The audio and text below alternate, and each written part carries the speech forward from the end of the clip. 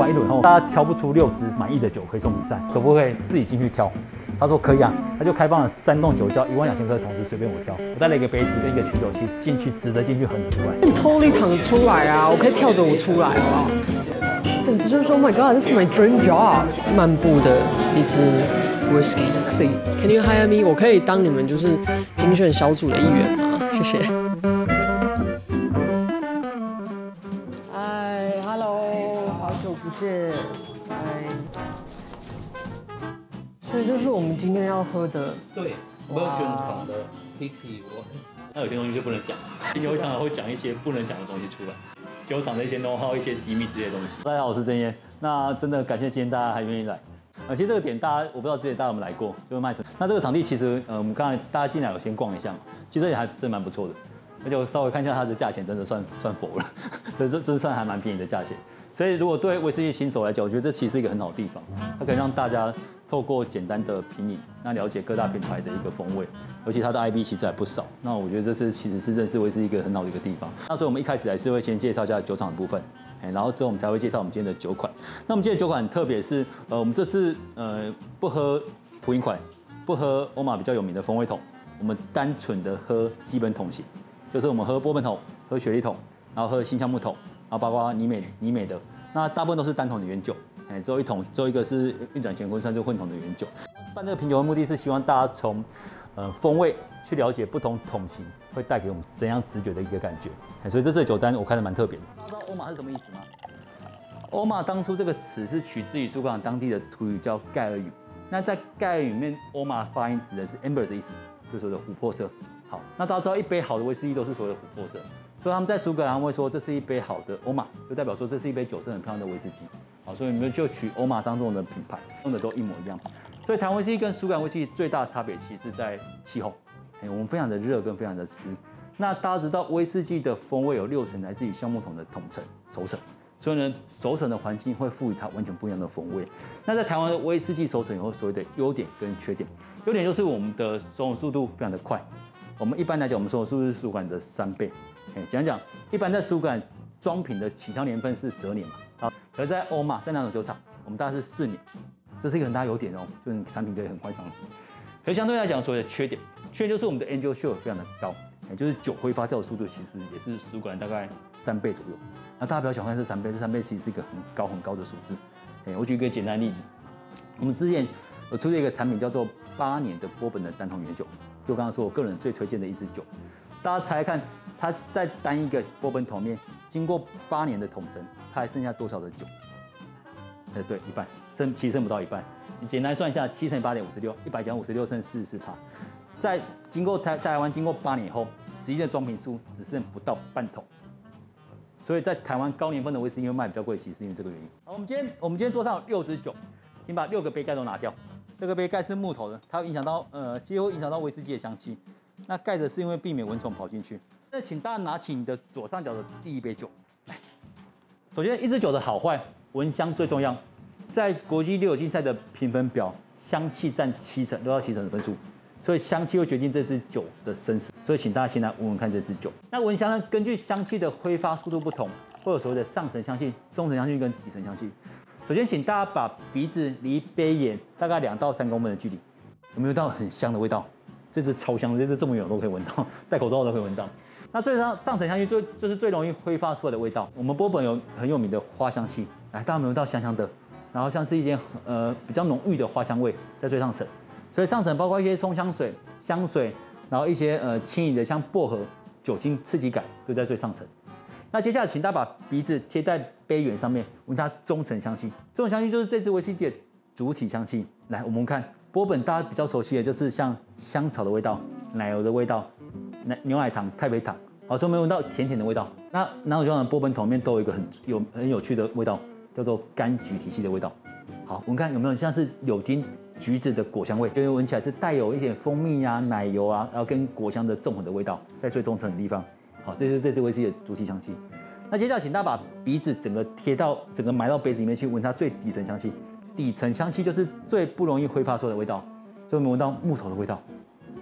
然后波本桶会比较像是比较浅层的木头味，因如说白杉木、白松木之类的比较浅色的木头味，布朗的味道都在最底层。那这就是整个的香气的层次感。请不要相信任何达人、任何专家，甚至官方的酒评，还有是 gay， 全都是骗人的。如果骗人的原因是闻香这种东西，酒评这种东西非常的主观。我们俩闻到同一个味道，我们俩讲出来绝对不一样。这跟我们的个人生活背景、生活习惯有关系。比如说你小时候常吃中药，哇，你就常常在威士忌里面闻到中药味，因为那是你熟悉的味道。这个叫做记忆的连结。你讲得出来的味道，才是你自己的味道。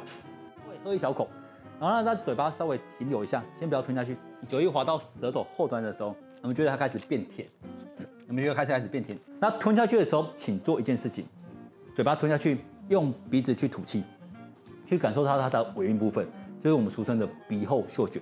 来用鼻子去吐气，你看你经过多长时间，还可以感受到这支酒香气，我们就可以定义这支酒的尾韵的长短。一般讲可以持续超过1分钟，我们都说这支尾韵还不算不错，中到长。那你现在开始吐，你会感受到很明显的奶油味道，很明显，对不对？很明显奶油，然后香草的味道，然后包括一些木头的味道，最甜的木头的味道，还有柑橘的味道会慢慢的浮现出来。好，所以它尾韵的复杂其实还不错，有2到3种不同的香气。觉得喝威士忌要不要看年份这件事情？我们来探讨一些比较深入一点的话题，不要单纯品酒。我们喝每支酒完，我们会根据这支酒，我们去探讨一个主题。那大家觉得年份在威士忌重不重要？重要。我个人觉得非常的重要。不要听信一些达人、一些酒商跟你讲说啊，年份不重要啦，我们喝酒不要看年份，然后这就是喝品质比较重要。那是因为他们没有老酒可以卖你，发现老酒还是好。尤其是20-30年的酒，非常非常棒。所以老实说，年份很重要。可是我们这边要探讨的不是年份重不重要这件事，而是大家觉得越老的酒就越好喝这件事情吗？不见得，对，不见得，真的不见得。如果你有喝过很多老酒，其实有很多老酒很雷，有很多地雷的东西。有些桶味过重，有些杂味过重，有些到最后变得平淡无奇，因为整个酒跑掉了。对，所以其实不见得越老越好。好，那我问大家一个问题：以哪种酒厂的酒来讲，大家觉得4年波本比较好，还是8年的波本会比较好？8年，好，当然8年会比较好。好，那再问大家第二个问题：橡木对酒的影响会随着桶陈而增加吗？所以大家觉得4年的酒木头味比较重，还是8年的酒木头味比较重？我们还没有出8年波本以前，我们一致认为8年会比较重，因为随着橡木桶不断桶陈，橡木会不断赋予它木质的调性，那到时候木质的调性都会变成整桶变木桶水。我们早期是这种观念，所以我们在6、7年的时候，我们一度考虑，那时候是盘长年代，我们在正在讨论我们要不要把老90年的酒转到2次桶里面去，不用让它继续在单桶里面做桶陈，因为我们怕它到最后越来越重，重到后来大家都不喜欢那个木头的味道。好，可是我们去赌，我们觉得它不见得会越来越重。结果经过了8年的实验后，我们发现8年波本的桶味其实比4年淡很多。好，这边给大家一个观念，其实是一个平衡的关系，因为它是一个密闭的环境。平衡关系意思是说哪边浓度比较高，它就流向哪一边。据我们这几年来观察，那种酒厂的酒到6年到7年左右是一个转变期。4年的酒的木头味反而非常的重，到超过7年之后，它的木头味反而会收敛回去，那它开始会跑出更明显的果香味跟花香味。风味部分也是，风味部分就是会慢慢从纯粹的波本的味道转变成血统的味道。这是南土酒厂的波本桶告诉我们的一个经验，所以这给大家参考看看，就是一个蛮有趣的一个实验东西。OK， 好，那接下来我们来喝第2支酒，这是一支混桶的原酒，主要用到就是波本桶跟血桶这2个配方是基因，我不能跟他讲，可大概是各半左右。我们当初之所以调这支酒，不是因为它地球的造型很漂亮，而是因为我们想要出一支让刚接触威士忌的消费者可以接受的原酒。大部分都从40度的酒开始喝，因为怕被辣到。台湾人很怕辣，那所以我们透过调的方式，把我们的原酒调得非常的柔顺、甜香感，让大家比较能接受所谓的原桶强度的威士忌。买这支回去都舍不得喝，就跟大家讲，你可以把它喝完，然后把它装蓝色的水下去，它这个就变地球仪。对，真的对，很多人这样做，然后有拍照给我看，很漂亮哦。发现这支喝起来像雪莉，试着去感受它尾韵的部分。前面这支的波本桶喝起来是比较清甜的感觉，那这支喝起来的那种甜感是属于比较甜腻的感觉。相较于之前的清甜，我觉得这支已经开始出现一些血统的味道。那这种血统其实是很干净的血统，慢慢转变成比较浓郁的花香跟比较浓稠的果干体系、果酱体系的味道。OK， 好，然后这支酒呢，其实因为它本身经过瓶中陈年，瓶中陈年会让酒体变得比较温煦一点点。瓶中陈年会产生一个叫做水合作用，酒精分子跟水分子经过长时间的共存后，水分子会把酒精分子包起来，所以你就会觉得比较不辣。那这个作用其实很缓慢的一个作用。看一下这支酒瓶，这支酒上层的地方它不像前面那支花香那么艳，它是比较偏栀子花的香气。栀子花香是带有奶油的甜香感，好，然后中层很明显爆米花味道，超爆米花，然后是那种甜的爆米花，就奶油爆米花的味道，然后像香草、柑橘一些波本应该有的味道。那底层会带有一点点烟熏跟一些苏打饼干的味道。那有点辣，可是中等酒体，然后尾巴是甜的。那这支的尾韵有一个很明显的调性叫做肉豆蔻。好，那这支的层次感其实我个人觉得还不错。它相较于单纯的波本桶来讲，它整个的香气跟尾韵的层次感其实比单纯的波本桶来的好很多，也就是会比较有变化一点点。这就是调和的一个目的。OK， 好，这是我们的运转乾坤。那我们来讲讲什么叫调和。首先呢，你要调一支酒呢，你要先选用基酒，就是你要先决定你这支酒的风味要走怎样的风味，要走波本系、走雪莉系还是走果香系。那你一开始选用的基酒当然就不一样。好，所以基酒选用是最重要的一部分。调的过程中，其实要经过很多不同配方的修正，大家不要觉得调酒好像随便调一调就可以调出一个新的配方。我们的调酒师通常会调很多不同配方，重复到最后呢，大家就会觉得最后选定一个配方是比较好的。那现场就真的开始去橡木桶里面去抽酒，去根据调酒师给的比例进来，在不锈钢桶里面去做大桶混合。那大家知道现场的调和跟实验室的调和一定不会一样，是必然的，因为单桶差异的关系。这时候体现调酒师的价值所在就来了。调酒师很厉害，是他可以根据现场调整的版本去做修改。他会跟我们现场讲说，来，你麻烦什么桶再帮我加几公氮进去改变那个味道。透过简单的几次的调整，可以把原本现场版本的跟实验室版本调的基本上一模一样。接着我们来喝我们的第3支酒，我们来进入我们的一个全新的一个酒桶，叫做新橡木桶，全新的美国白橡木。现在理论上欧洲橡木已经不太买得到了，不要相信有什么红橡木这种东西。红橡木桶本身因为孔隙过大，所以它不可能拿来去做橡木桶，它研究效率会非常高。那所谓新橡木桶就是全新的美国白橡木桶，要经过烧烤。那我们厂进的新橡木桶，它的规范是经过3级的烧烤，1到4级嘛，我们3级算是蛮重的一个 ，OK， 就是稍微有点鳄鱼皮出来的。好，那这是一桶6年的新橡木桶，来闻看这个味道，我们觉得闻起来有美波的味道。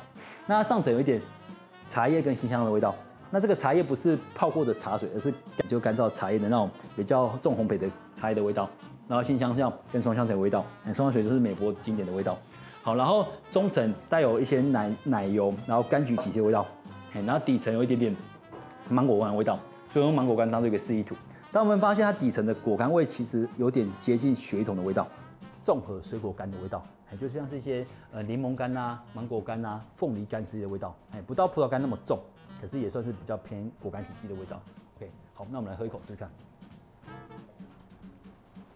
其实国外大部分的新橡木桶都只是拿来做过桶，他们不喜欢在新橡木桶里面放太长的时间，因为他们觉得那桶味会过重。可是我们这几年不同的桶层使用，我发现台湾其实很适合新橡木桶去做桶层。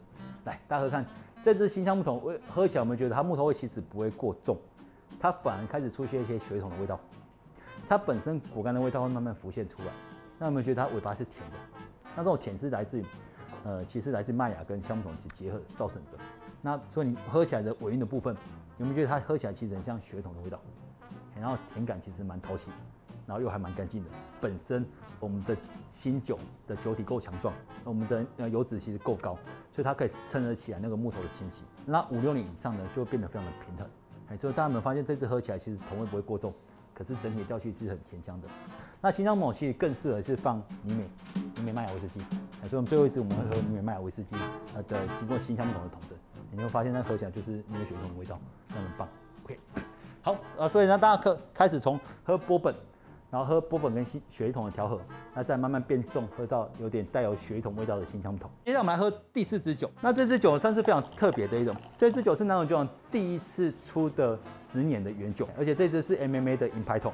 那这桶有一个更特别一点是，它10年里面，它的前5年，第1年到第5年，它在 Jose， 大家知道小桶就所谓的重组桶里面待了5年，而且是全新的 Jose， 就是第一次的 Jose。然后之后呢，我们把它转到 Butter， 转到大桶500公升的 Butter， 也是 First Fill 的。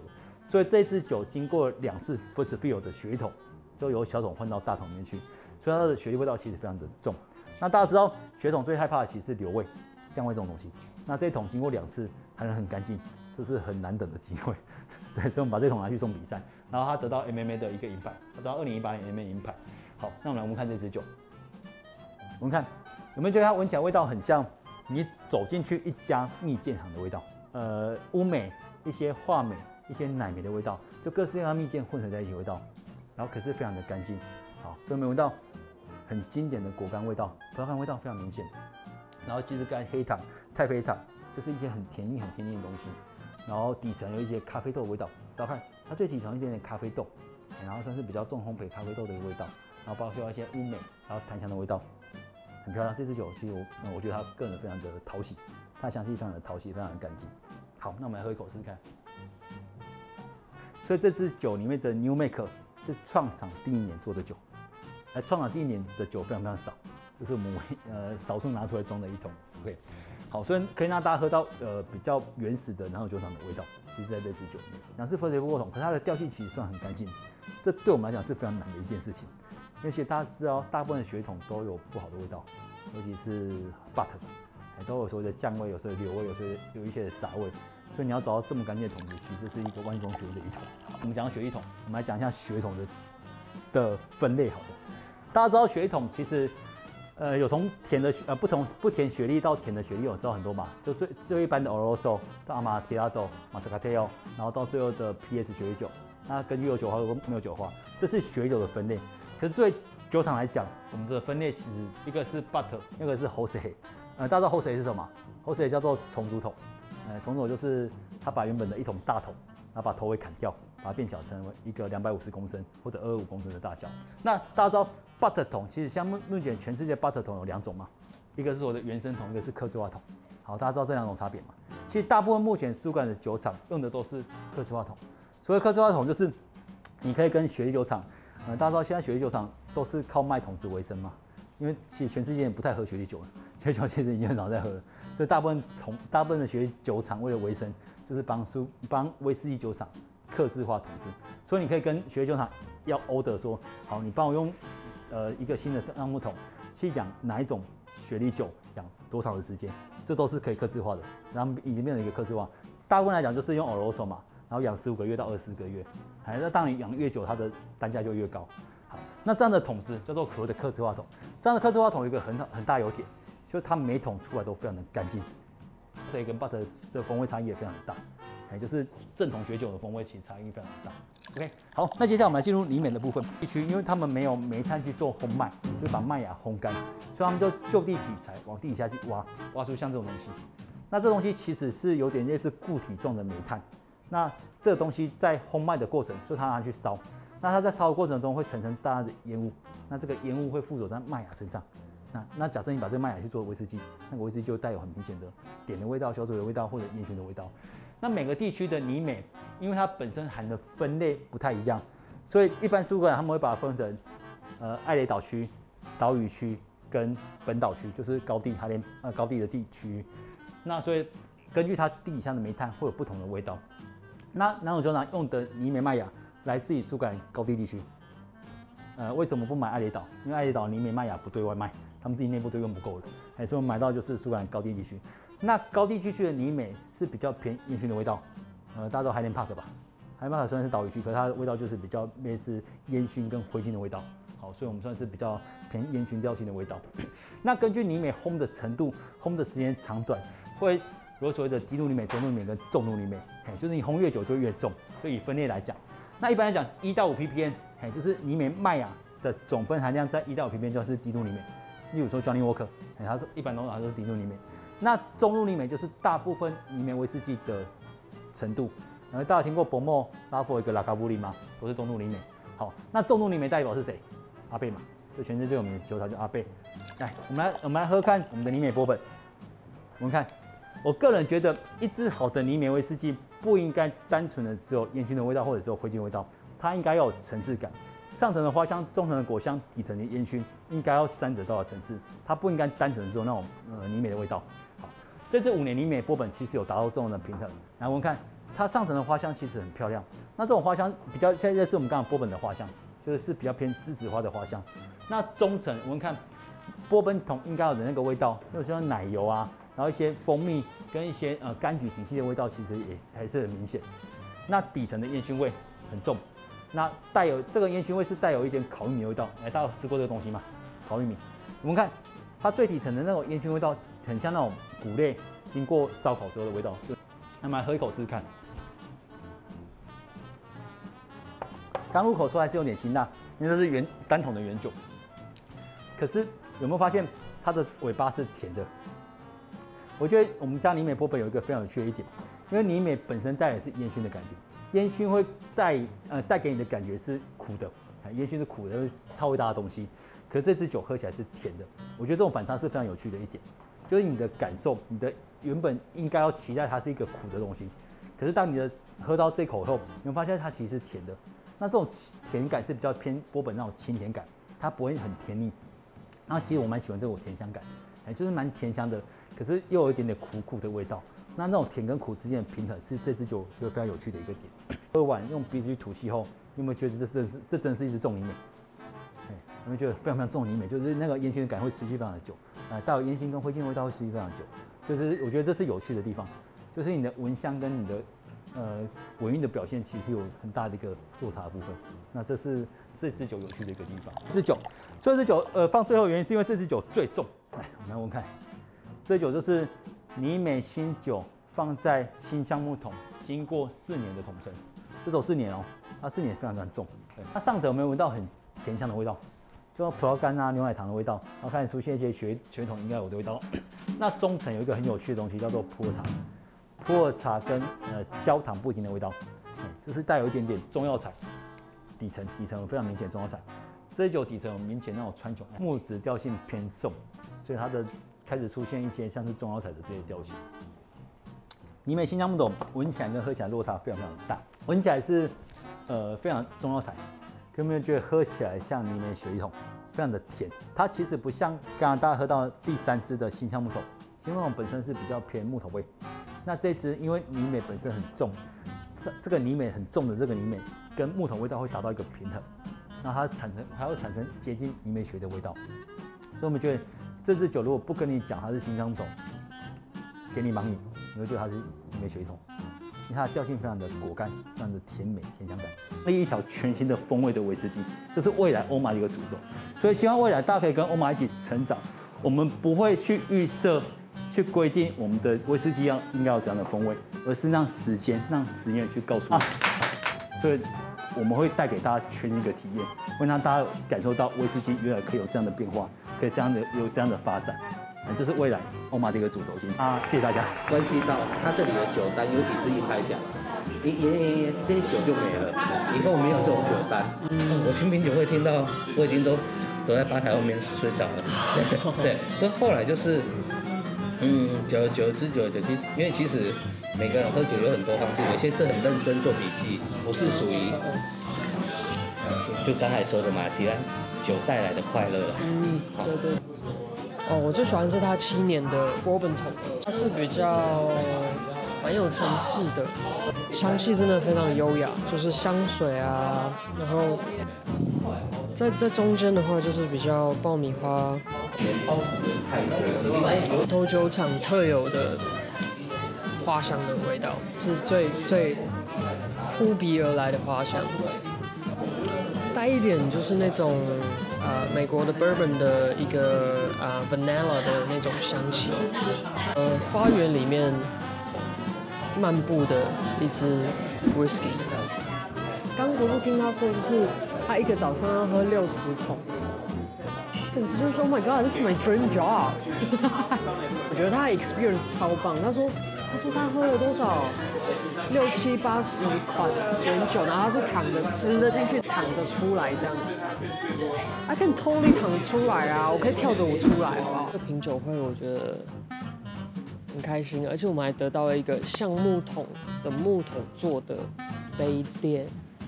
How cool is that？ 讲的一些做 whisky 的方式，然后他们评选 whisky 的方式等等，我觉得我学到很多。然后我觉得对台湾 whisky 未来真的是可期呀，非常的期待。对于欧玛，我也有很多的期待。Can you hire me? When I'm 50 or 60, can you hire me? 我可以当你们就是评选小组的一员吗？谢谢。Okay, this is your 96 friend, and I'll see you next time.